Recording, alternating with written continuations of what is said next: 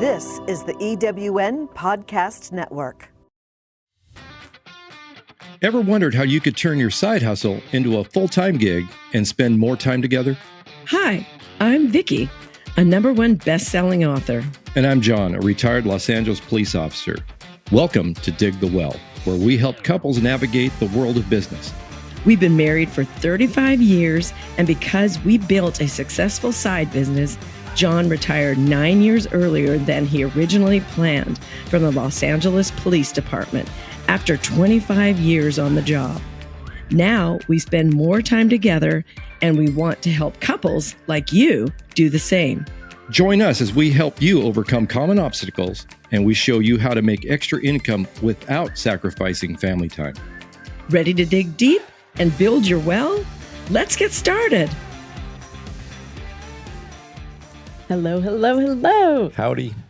Welcome back. It is season 2 of Dig the Well. Gosh, already years gone by. I know, I can't believe it. This is crazy. But thanks to all of you all, we are back. We decided to come back because we've gotten so much great feedback. You're loving the community of entrepreneurs, you're learning, and that makes our heart happy. Yeah, for sure. Hopefully those of you who weren't entrepreneurs before, or at least considering it, and if not, already jumped in, right? Yeah. I mean, if I think back, John, to when we first became entrepreneurs, you were what, 16-ish? Yeah, probably 15, 16, something like that. I did odd jobs for my parents. I guess I could consider that an entrepreneur. Like, how much are you going to pay me, Dad, to wash your car kind of thing. Actually, it's really true. Clean the pool, all that good stuff. But I didn't become an entrepreneur till I met you when I was 21 and started helping with your business. And we've been off and running ever since. Yeah, it's funny. It just, while you're just speaking right now, it just made me think of something. And it's like kind of a mindset. Like we've talked a lot about mindset through the different episodes. And it's such a big part of it, having an entrepreneur mindset. It's different than everyone else because most people just work, just trade hours for dollars, and they just work and just get paid, and that's good enough for them. And it brought me back to when I was working for my brother-in-law, who was a general contractor. And he had picked up a contract to cut roofs for a bunch of houses in Laguna Niguel. And he wanted me to help him. He was going to pay me hourly. And I said, well, I'll work for you, but I don't want to be paid hourly. I want to be paid a percentage. Ooh. So that incentivized me to work harder. And he agreed to it 100%. He was really good about it. He was actually really cool to work for. It's too bad that things didn't work out with he and my sister so much, but I really liked the guy. And he said, yeah, we'll just do that. I'll pay you a percentage.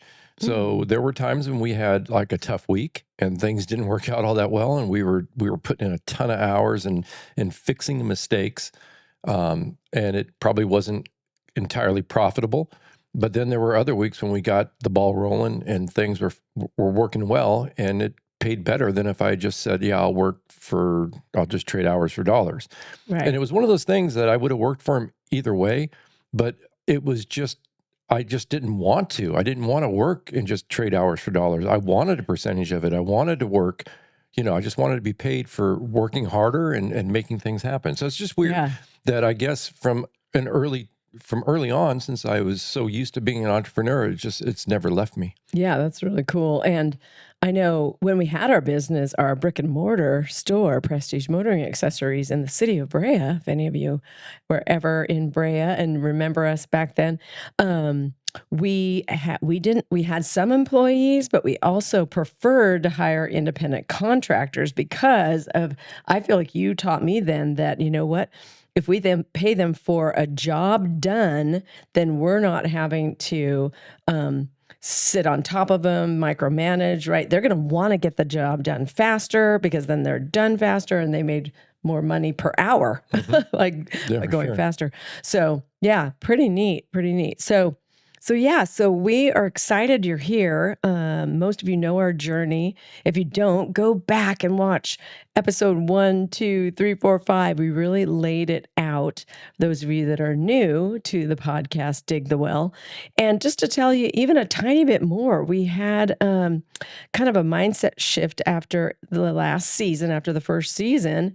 DTW does stand for Dig the Well, but guess what else DTW stands for? Do you want to tell them? Do the work.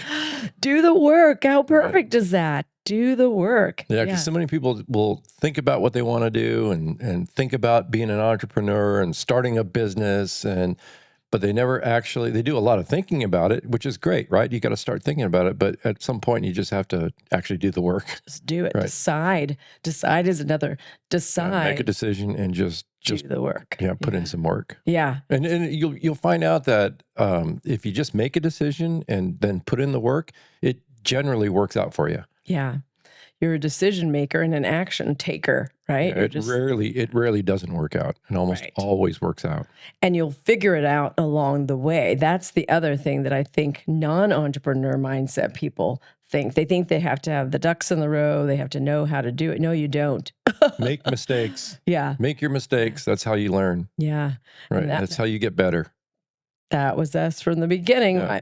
I remember saying to John early on, that's kind of why I even went back in history the way we did.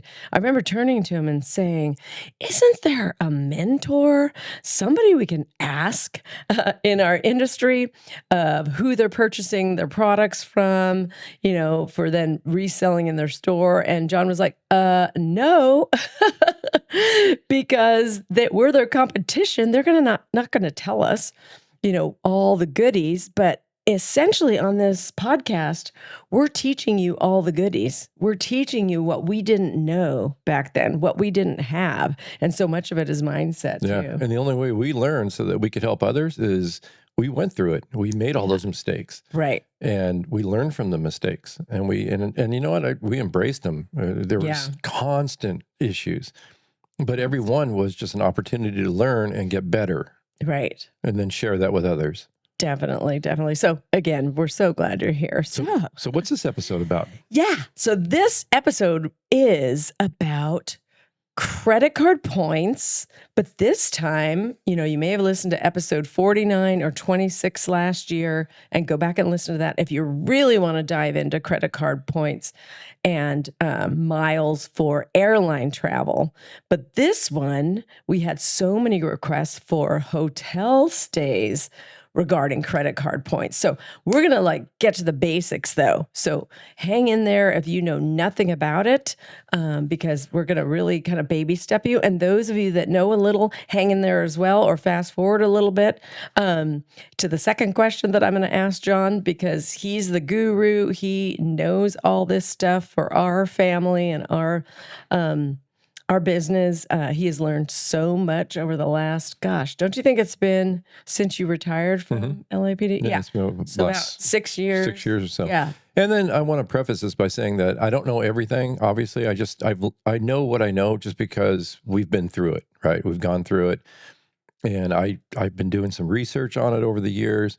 But a lot of it is just trial and error. We've screwed up and we've looked back later and said, gosh, we could have done so much better if we had done it this way instead of the way we did it. So again, going back to that, making mistakes, learning from those mistakes, that's kind of how we are where we are. Yeah. And again, I may misstep and say some things that may not actually be the way it works. I don't know. I apologize for that in advance if I do. But I think what we're going to talk about is stuff that we've done. Yeah. And it's worked really well for us.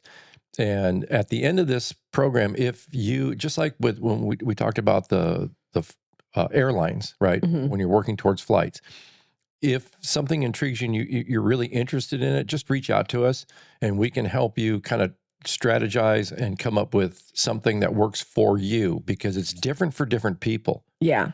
Right. And our information's in the show notes, so we don't have to spit it all out to you here. Just go to the show notes on wherever you listen to the podcast, whether it's YouTube, Spotify, Apple Podcasts, or whatever your favorite platform. All our contact information is in the show notes. So, all right, let's get really basic.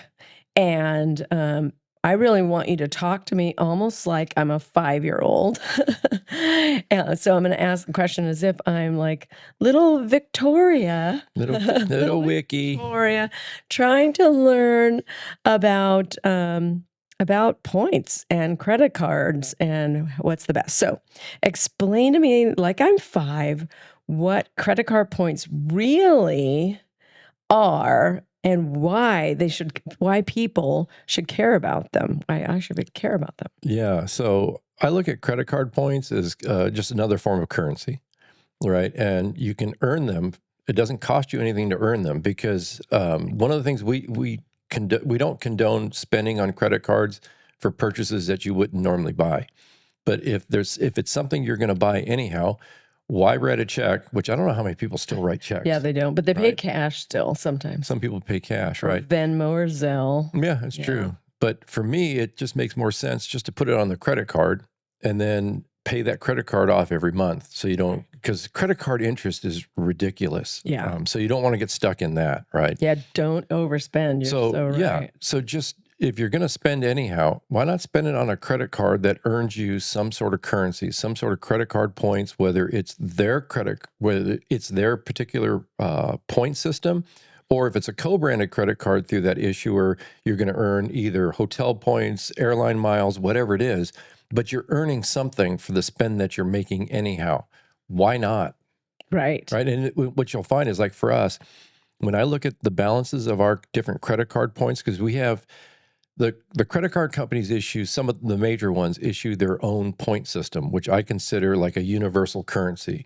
And I call it a universal currency because simply you can transfer those credit card points into a specific airline program, a specific hotel program, to rental cars. They have several partners that they deal with that you can transfer those points into those programs and then use those points and miles for award flights, for free hotel stays, free rental cars, and that sort of thing. Right. And then they also, most of the credit card companies issue what they call a co-branded credit card. So like for you, I know you have one that's issued from Citibank. It's an American Airlines co-branded credit card that gives you certain perks with American Airlines because you fly a lot of American Airlines. Right. I just opened one recently. It was a new card that was issued from Bank of America for Alaska Airlines, which is now called Atmos. They've changed it when they merged with Hawaiian Airlines. So now it's no longer Alaska Airlines mileage plan and Hawaiian Airlines. It's now together as Atmos Rewards. And I earned a huge sign-up bonus for doing that. But that works for me because I fly Alaska. Vicky's works for her because she flies a lot of American. So it depends on you. But the point is, why not earn them? Because you earn so many freebies from it.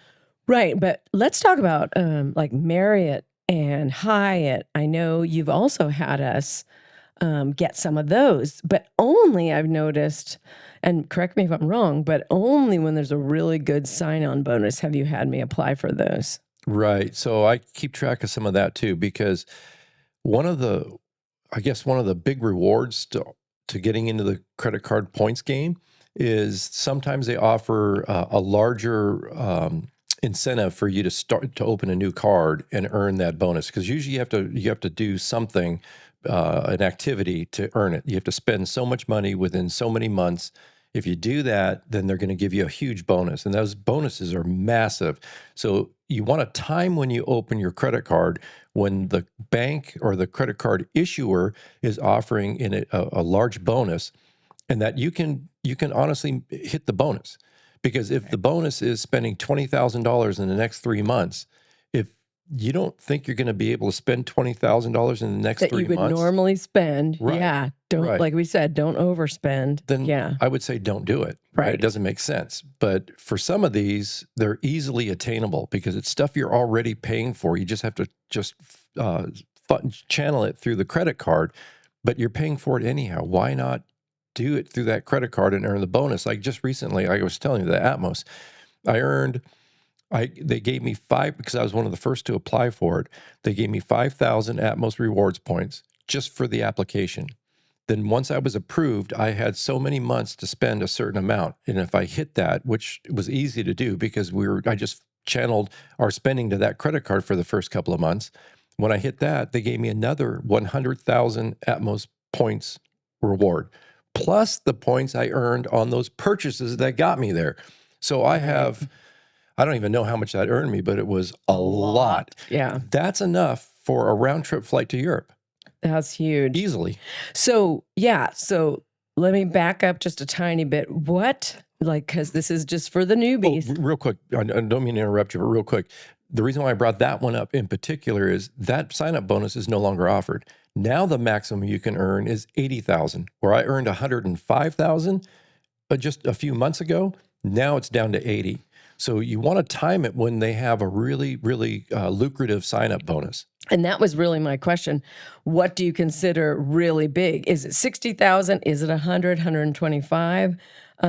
Yeah. It all depends on the program, right? So for me, since I fly Alaska, that 100,000 or 105,000 was a lot. Yeah. And it is a lot. So now I've got that banked. So now when we want to travel again, I can use those miles. And another thing it earned me was a 25,000 point companion fare. So if Vicky flies with me, the first 25,000 points is free on her ticket. And then if I spend a certain amount within the calendar year that I have that card, they're going to issue me a 100,000 point companion fare. Wow. So now I book my flight, I can book Vicky's flight, and the first 100,000 points is free. Yeah. So it's phenomenal what these credit card issuers have available for all of us. And if you're not participating in it, you're leaving so much on the table, especially if you travel. There are so many travel cards. And of course, these cards come with an annual fee. Right. But the benefits far outweigh the annual fee. Right, because if the annual fee is $99, for example, yet you bought what you were going to buy anyway, you didn't overspend, you paid it off, so you're not paying any interest on anything, and you get a round trip ticket for the both of you somewhere to Europe, for example, right? That's for $99 if you think about it. That's huge. Yeah. So since we want to focus more on the hotel portion of it, there are so many co-branded credit cards that are out there that are under $100. Generally, they're about $95 to $99, right? So we'll just say $100. So for $100, you could open one of those co-branded hotel credit cards, and you get usually on most of them, at least the ones we all have, at the anniversary, they give you a free night.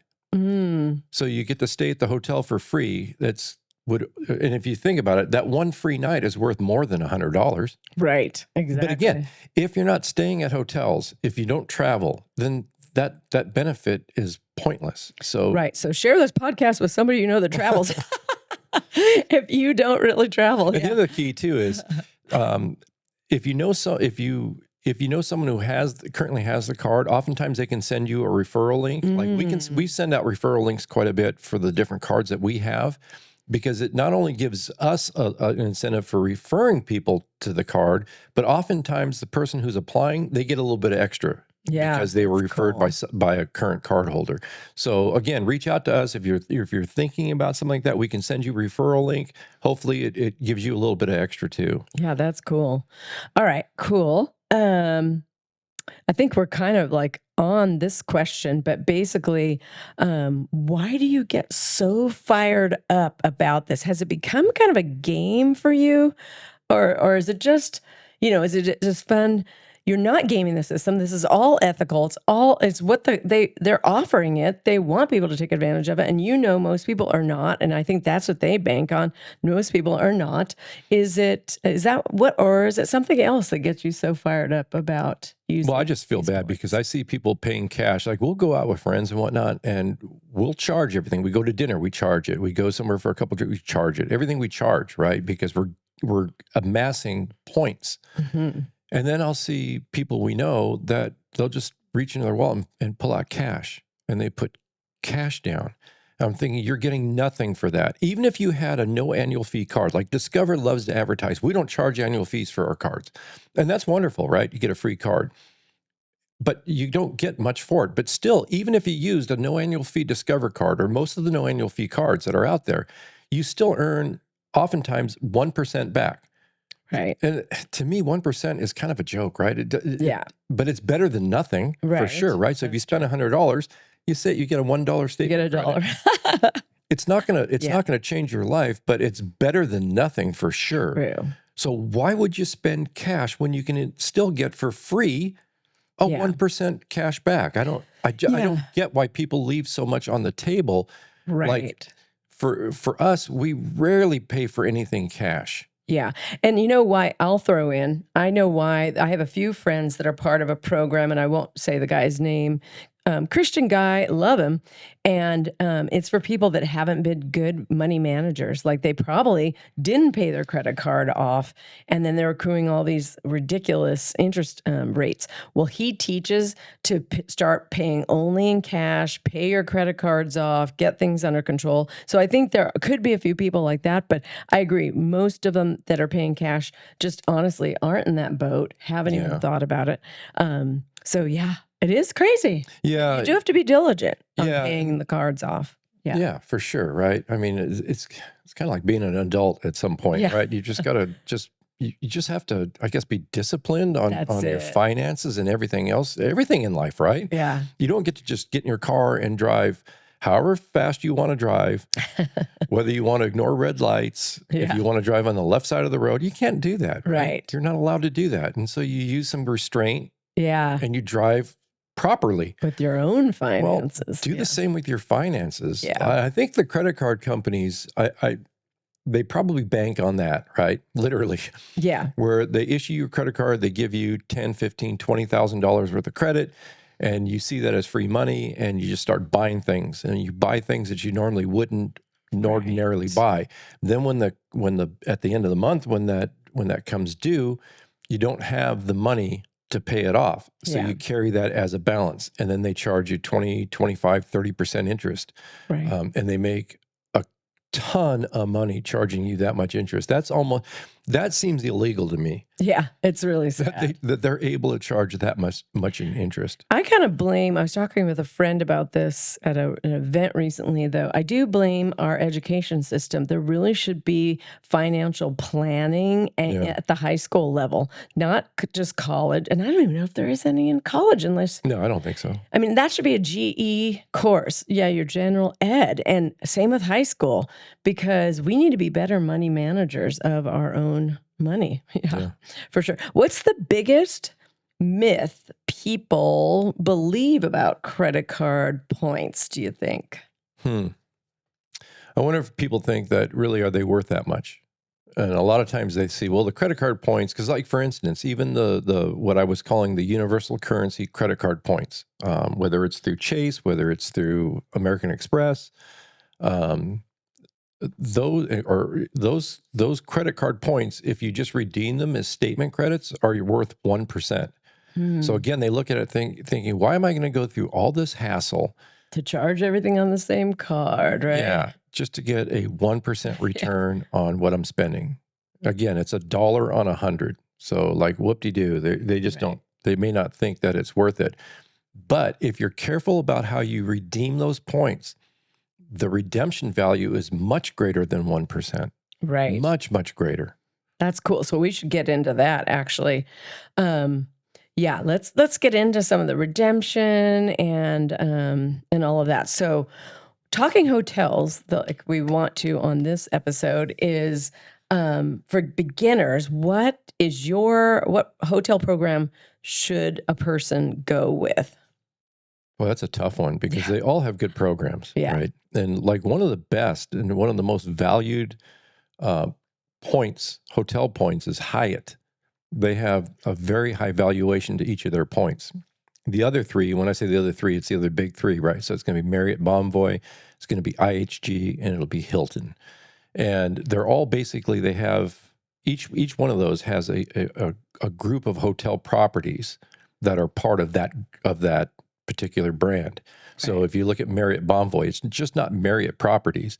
It includes Courtyard. It includes St. Regis. It includes so many of them. Four Seasons? No, Four Seasons is their own. Okay. So it would, So anyways, they include all of those. And so one of the things, the problem that why we don't do a lot of Hyatt activity is because in most of the places we go, where we stay, where we're the destinations we travel to, there aren't that many Hyatt properties available. And in some places, there are none.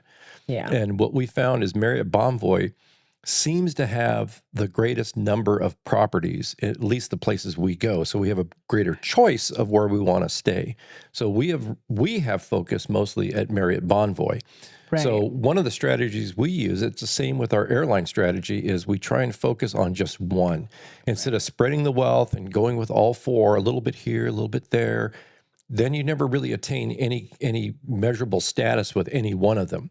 So since we focus mostly on that one hotel chain, we have attained a really high status level, which gets us a lot of nice perks. Like, for instance, we were just in Dallas, a week and a half ago or so? Yeah, not very long ago. Yeah, and so I had gotten an email from them saying that they had upgraded us to a junior suite. Yeah, that was really cool. We paid like the lowest rate that we found for that property. I think it was the hotel block for New Aura. Yeah, and so we checked in, and so I mentioned to the guy because we checked in, our flight was late, so we got checked in pretty late. And so I said, "Yeah, I understand that we ended up with a junior suite." He said, "Oh no, sir, you have our executive suite. There's only 5 of them on property." Yeah. And this hotel was huge. It had hundreds and hundreds of rooms. He said, "Yeah, we have 5 one-bedroom executive suites, and so that's what I've got you in." That was cool. And That again, was we didn't super pay any extra for it. We Right. didn't have to pass him a $20 bill or give him Right. a bag of chocolates. It was just simply because of our status with the hotel chain. And again, the first thing he said was he looked up our reservation. The first thing he said was, "Thank you for being Titanium Elites with us. We appreciate your business." And that's not even the highest level, huh? Yeah, there's one higher, but that one's ridiculous. Yeah. That requires a stay minimum of 100 nights per year staying at a hotel. That's a third of the year. And you have to spend a minimum of $23,000 just in your room rate, Wow. just in hotel rate. Yeah. So So if you charge room service, if you charge anything extra to the room, that doesn't count towards the 23,000. It has to be just in the room rate alone. So we're never going to be that ambassador elite. you never know. No, but it just shows you don't even have to be the tippy top of these reward programs to get really amazing rewards. Yeah. And if we hadn't done the points game, we wouldn't have had it. We wouldn't have had it. Yeah. Or we would have paid cash for it. Yeah. It's Yeah, which would be a lot of money. And just like we always, and we had a late checkout, 4 p.m. checkout, no problem. Everybody anytime. else, had to be out by 11 and they're dragging their bags down there. Yeah. And Or we're still at the hotel. We go back up to our room and we notice that the lobby is full of people and their luggage. Yeah. Because they had to check out at 11 a.m. or whenever their checkout was. They asked for a late checkout and were denied. Yeah. And with us, not a problem. 4 p.m. Actually, it was the morning of checkout. We called down to the desk and said, "Hey, look, our flight's later this afternoon.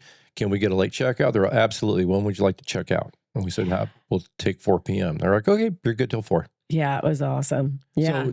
So just status does have its privileges, and the way that you can earn, and a fast track to that status was holding the right cards, the right credit cards.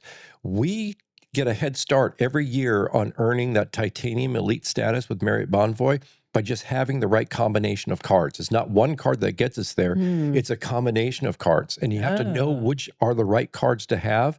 And it gets us all the way to gold. So they start with silver, gold, platinum, titanium, and ambassador. So with the cards we have, every year we start out at gold. And so all we have to do is just platinum is close. We're close to platinum already, and then titanium is an easy. Now you're getting very advanced, so you'll definitely want to book a call with John if you want to learn how to do that. We won't get into all that. Yeah. Wow.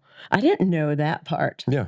I didn't know that we have several different cards, and that's why. Yeah. It's a combination of cards that gets us to that. Okay. That'll be for another episode, I think. Wow, that's cool, though. So back to the main point of this part of the interview is pick a hotel brand where you travel, right? That was the main thing. Yeah, that's a big part of it. And then look at the hotel. If you look at the different hotel chains, look at their properties and does it fit your lifestyle? maybe you like to stay at luxury hotels. Well, you want to maybe align yourself with a chain that has a lot of luxury properties, Right. and or maybe you just want to stay somewhere budget. You want to keep it inexpensive and stay at Holiday Inns and those types of. There's nothing wrong with that. Right. And so then I think IHG has the Holiday Inn and Holiday Inn Express are part of IHG, I believe. Yeah. And so we have status with IHG too. We do. Again, it's through a credit card. And Yeah. so we have status with them, and we have stayed at some of their properties, and they've been great. Yeah. But it's not like staying at a St. Regis or something like that, Right.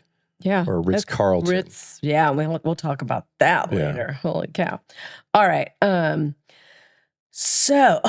Actually, we're going to talk about it right now. What is the best hotel redemption you've ever pulled off for us? Like the one that made you feel the most special, like you were clothed in golden robes or something.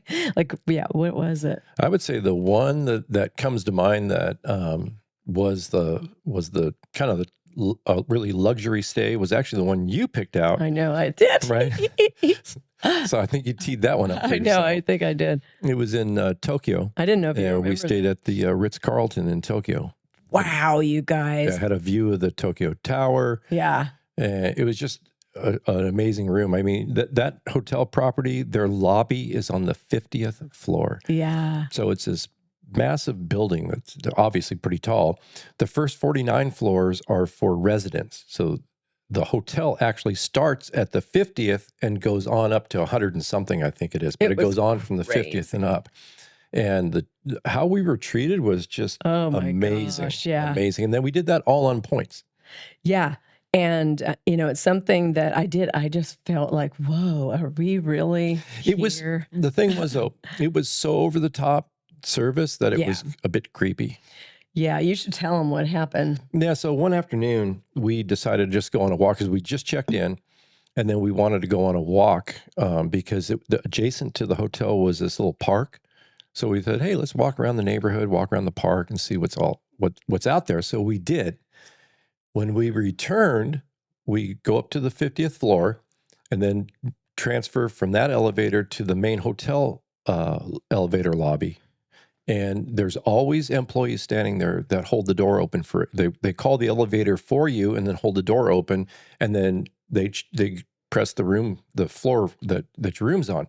Well, I guess they have to memorize all their hotel guests, because when we walked in, they greeted us by name. Yeah. And then held the door open for us, had our hotel floor already selected. Yeah. And then asked how our afternoon was in the park. I know. It was So I'm thinking, how the hell did you know we were in the park, you creepy guy? But that's just their service. That's what I think. That's what a lot of the guests who pay, like that room would have been probably a I was couple going grand to a ask night. you. Yeah. Yeah, and I think people are paying that much money. They really feel entitled to that kind of that, and maybe they deserve that kind of treatment. I don't. I just was kind of over the top. And then even when we went down, I liked it at first, but then as time went on, it was just really just odd. And then we went downstairs to the lobby to their bar. Their bar was spectacular. It's just water, and there's little pathways to walk to different seating areas, but it's all in this water kind of a setup. Were there some koi? Yeah, and then they had a big grand piano, and they had a pianist playing the grand piano, and they had a nice bar. So we thought, well, let's go in there and enjoy that. We knew the drinks were going to be ridiculous, but we thought, hey, we're here, let's go ahead and do it. So we walk in, and we're seated, and I remember some guy comes up in a suit, again, knows us by name, Mr. and Mrs. Downey, how are you this evening? We're doing great, this and that. Sir, would you like a cigar? And so y'all know me, I smoke cigars, right? And so I'm like, yeah. And I'm thinking, oh, how much is this cigar? It's going to be $200 a stick. What's it going to be? So he waves his hand, and out comes this Japanese woman, and she opens up this humidor, and it's full of Cuban cigars. And so me being the knucklehead that I am, I asked, well, how much is that one? I'm surprised because you don't normally ask the cost. But I didn't want to spend $200 for a cigar. I know, but you don't want me to ask what things. I know. cost. I feel like a cheapskate. act like you've been there before, John. Right? Yeah. So he kind of smiled and he kind of chuckled a bit because, oh, sir, they're complimentary. And I'm like, oh, okay, I'll take that one and 2 of those and maybe one of that one. You did not. You just took one. But No, so I grabbed a cigar. They comes over, he cuts it, he brings over a torch lighter, lights it for me, and just enjoyed the evening. But I was thinking that was all with points. Yeah, and for the ladies in the room that are listening, what I thought was so cool is it was almost like we had a butler, not in our room, which would have been a little weird, but like anytime we left the room, it was like they were following us. That was the other creepy thing. Yeah. And I know it's not creepy. It's they're meaning to like be of service. But after a while, we're like, okay, I'm glad we're not staying here for a week because it would get really uncomfortable. Every time we stepped out, the room was tidied up when we got back. Yeah, I think not that we don't think we're worthy. We do. We know everyone on this planet is worthy of being treated special. But there was a little like we don't, go help someone else. We don't really need it. But let me go back to the room. What I want to tell the ladies is it had this full gigantic bathroom like really nice hotels do, but there were drawers everywhere, almost like a horseshoe shape, and with mirrors all around. And each drawer, there was a comb that I could take home with me. It was meant for us to take home. There was a comb, there was a toothbrush, toothpaste, and it was meant, you could tell it was like a travel version, but very eloquent. Like I'm supposed to take it once used. I should take it. A hairbrush, a loofah that was meant to take. It was not call the front desk if you forgot anything. It was like all in those drawers. So I had so much fun opening each drawer. What's in here? What's in here? And what I thought was really interesting was when you open the drawer, the drawer had like an organizer where the hairbrush fit perfectly. Yes. It was this wooden organizer where the brush fit like a glove. And there was another spot for a comb and another spot for like little tweezers and scissors.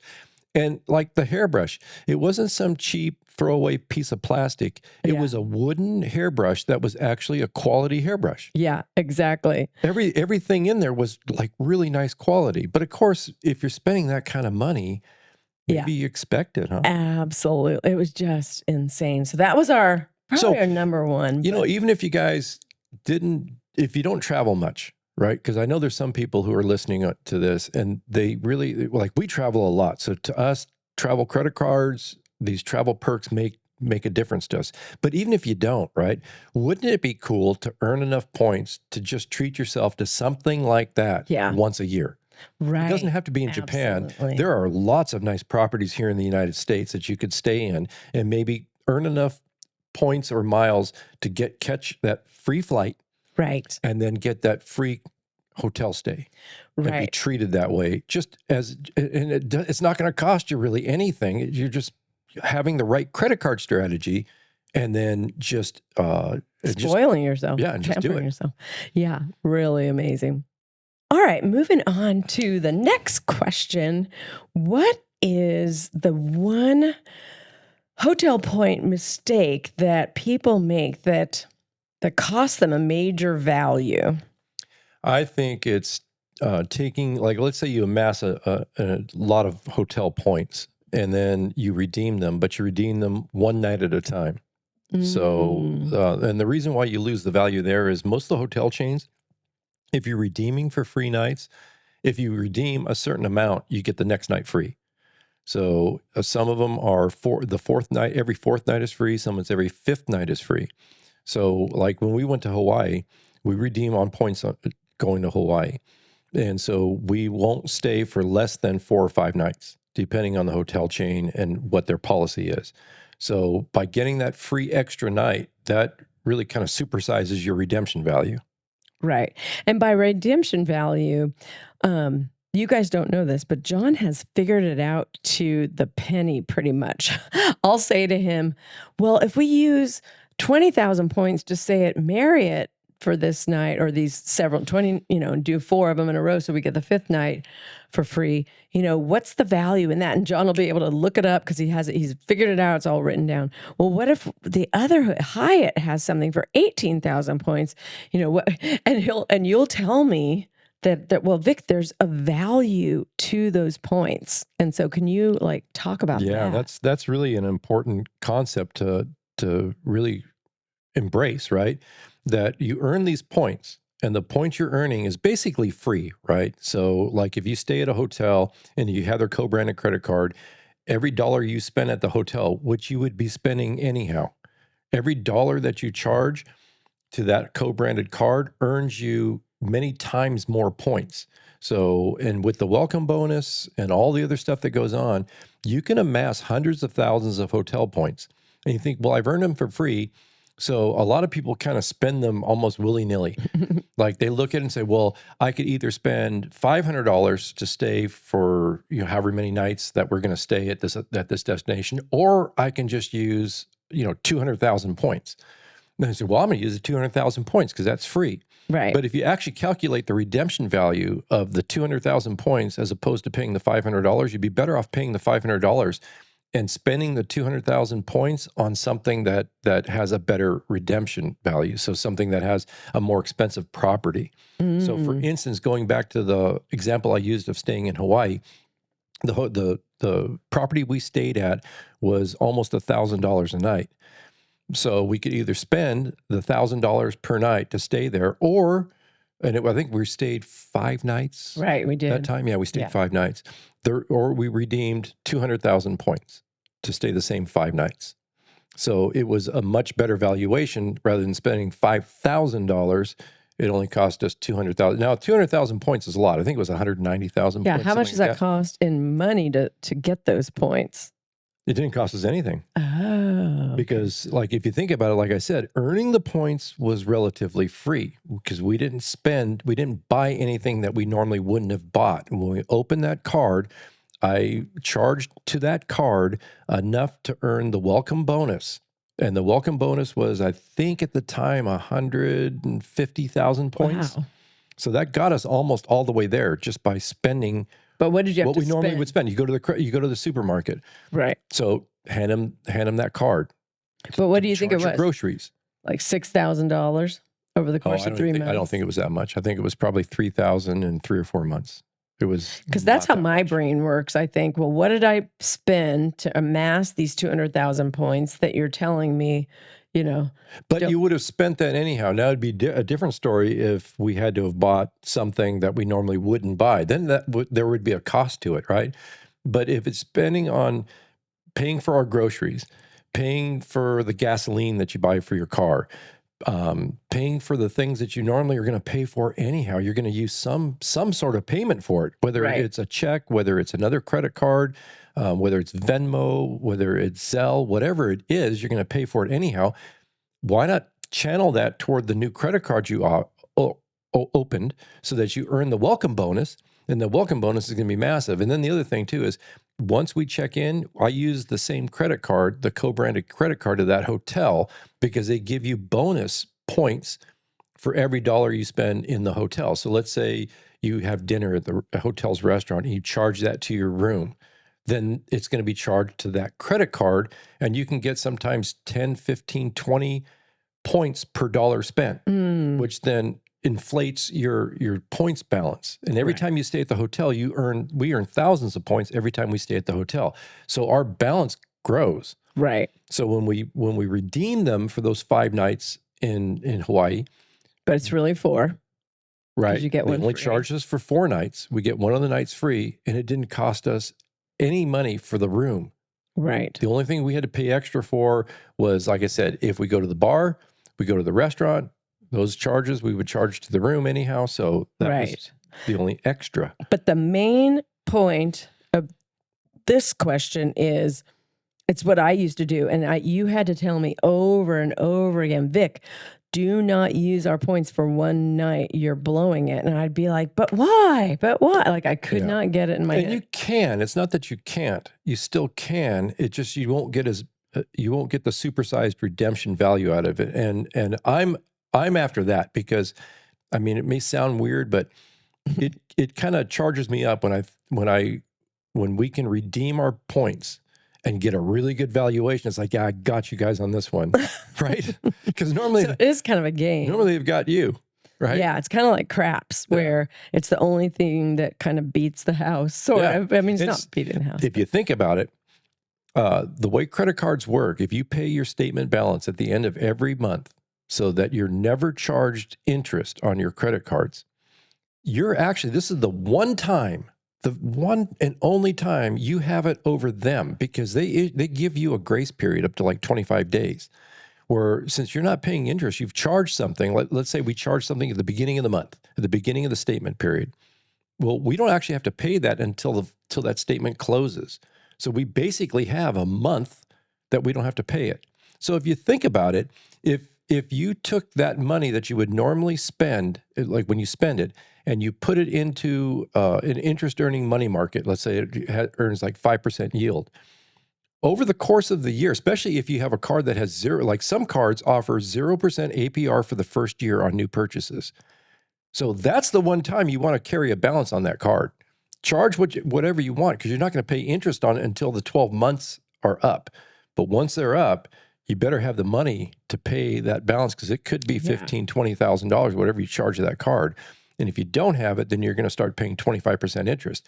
But if you think about it, at the end of every month, like say in January, you charge $2,000 of that card. Well, take $2,000 and put that into a money market that's going to earn like I said, like a 5% yield. And then in February, you charge another $3,000, put $3,000 away. So every month you're putting away the money that you would have paid to pay the credit card off. At the end of the year, that money market will have ballooned, because you not only have more than enough money to pay the credit card balance that's due at the end of the year, because that money market has been earning you interest for the entire year. Right. That's the one time you have it over the credit card company. I think if you have 0% APR on a credit card, why wouldn't you do it? Because the credit card companies are sticking it to you every which way they can. If you step out of line a little bit and you fail to pay, they charge you the late fee immediately. That day, that late fee goes in. And sometimes they start charging you that it. huge interest. Yeah, sometimes you can get them to waive it, but it's rare. And you're right, their interest starts. Yeah. Unless you get them to. They don't play games. Yeah. I mean, it's money to them. It's money to you too. So I'm thinking, if they're going to offer you these huge welcome bonuses to open a credit card, why not do it? Yeah. And get that welcome bonus. If they're going to offer you free, like a balanced 0% APR balance transfer for 12, 15, 21 months, why not do it? Yeah, for sure. But just make sure that you can pay it when it comes due. Right. Otherwise, it's going to be a bad one. Yeah. Then you shouldn't have done it. Yeah, exactly. All right. We're going to end on this for the person sitting there listening, going, "Oh my gosh, that's a lot of information.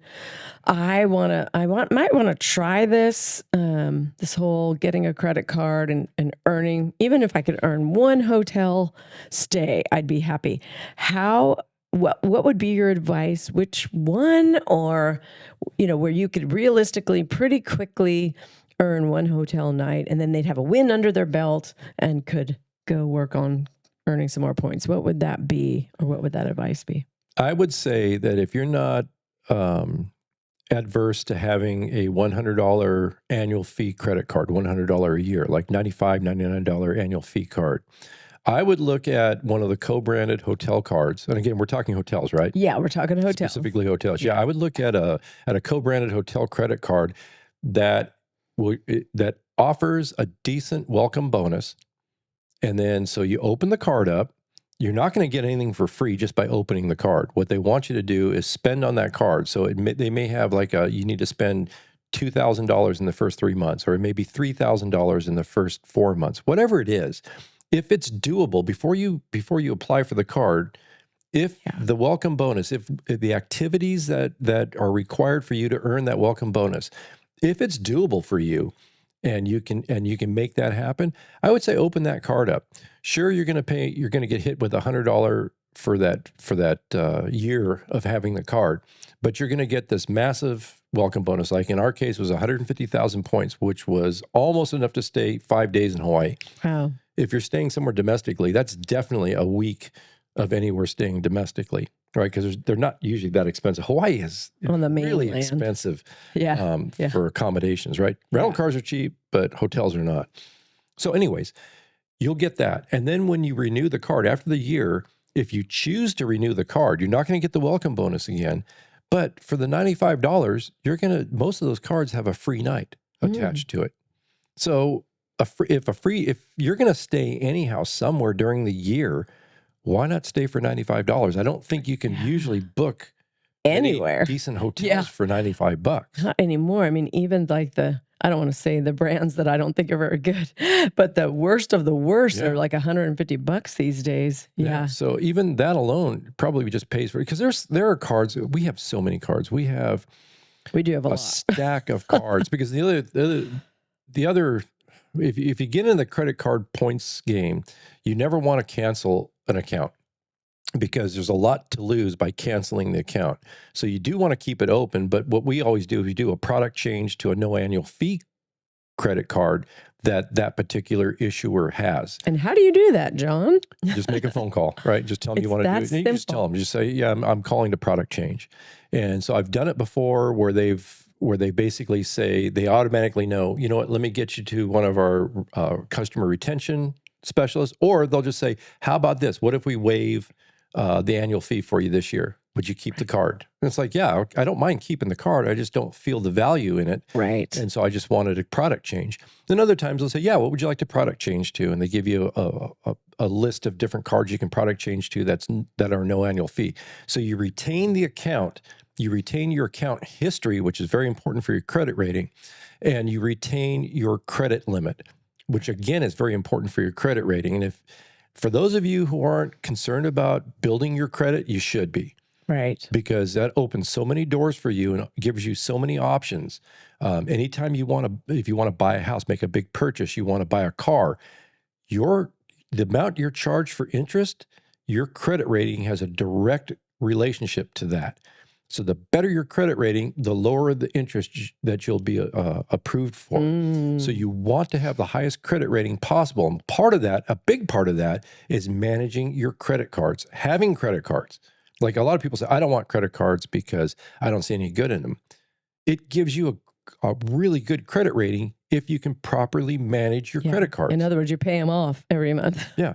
And then make sure you don't lose any of those credit cards. In other words, if you're inactive on a credit card, generally, if it's a year and you haven't been active, a lot of credit card issuers will cancel that card. And when they cancel it, again, you lose your credit history, and you lose the credit that and it's a ding. I feel like so your credit rating goes down. We mismanaged one of them. It was a card that we had for 30 plus years with American Express. They canceled it, and both of our credit scores went down considerably because we lost such a deep credit history. And it was only because we didn't charge anything on it. Isn't that funny? I forgot about the card. Yeah. And it had been charged on for like 2 years. So now you've made a list. John's made a spreadsheet, so that never happens again. So again, it's what goes back to what you shared in the beginning. You're going to fail. You're going to have some things happen, but that's when you learn. That's how you learn, right? Yeah. Because after that happened, I thought, I'm never going to let that happen again. Yeah. And so we've been a little more diligent. We still have great credit. Yeah. Yeah. So we're just a little more diligent. So like I said, if you have that credit card, you're paying $95 a year on it. At the end of the year, if you decide, I really don't see any value in it, or I don't see that I'm going to stay for that free night, you can always product change to a no annual fee card. It's not going to cost you anything, and it's great. Or if you want, you can cancel it if you wanted to. Don't. But again, getting back to your question is how easy it is. You can earn that quickly. You can amass a number of points, so you can get more than one just free night. You can get many free nights just by meeting that welcome bonus and obtaining the welcome bonus. And that's much less, that the spend is much less than Airlines cards are a lot more. So, you might want to dip your toe in on the hotel stay at first. Yeah, it is a lot easier. It's a smaller bite to chew for sure, because I think on I have a American Express Platinum card, and I think to earn the welcome bonus, it was an $8,000 spend in the first couple of months. It was a pretty significant. It was significant. I forget what it was. I have to look it up because that was years ago that I opened that thing. Yeah. And again, I don't know if I'm going to keep it, because American Express just announced they're raising the rate again, the annual fee to that thing. It's almost $1,000 a year. It's $895, I believe. Yikes. So that's the other thing I do is I every year when our cards come up for renewal, I take a pro and con look at it and look at all the benefits that the card offers, the annual fee, And then I apply a dollar amount to each benefit. And if that dollar amount exceeds the annual fee, then it's a no-brainer. We keep the card. If it doesn't, we product change it to something that doesn't have an annual fee. Awesome. Awesome. This has been so beneficial, I think, because we've had so many friends ask us how we get these upgrades in the suites. How are we staying here? How are we going there? And a lot of it's to do with what you've figured out for us. Yeah. So. And if you guys are listening to this and you think, wow, this is just too much, I don't think I can do it. You can. You can't. Yeah. It's like eating that elephant, right? You eat it one bite at a time. Not that I would ever eat an elephant. I know, they're Who's eating an so elephant? sweet. Anyways, it's like eating a giant steak, right? Yeah. You have to eat it one bite at a time. So on this thing, if it just seems too overwhelming, reach out to us because it really isn't. And if we get you started, if we start you in at the shallow end, right? Get you started, you're going to find, wow, this is pretty cool. I got these cool benefits and it really didn't cost me anything. How can I do more? And you can. And I think you'll enjoy it. It's fun. It is fun. All right. Until the next time, we will see you at Dig the Well. Subscribe. Or do the work. Do the work, yeah. Subscribe, share this with a friend, comment. We would love to hear from you. For sure. Bye. Thanks for joining us on Dig the Well. We hope you feel empowered and ready to take on new challenges. Remember, if we can do it, so can you. Keep learning, keep believing, and going after your dreams. And if you enjoyed this episode, share it with someone who needs a little inspiration or maybe a nudge in the right direction. Help us grow this community of go-getters. Together, we can achieve greatness and get back to family. Thanks for listening, and let's keep digging the well.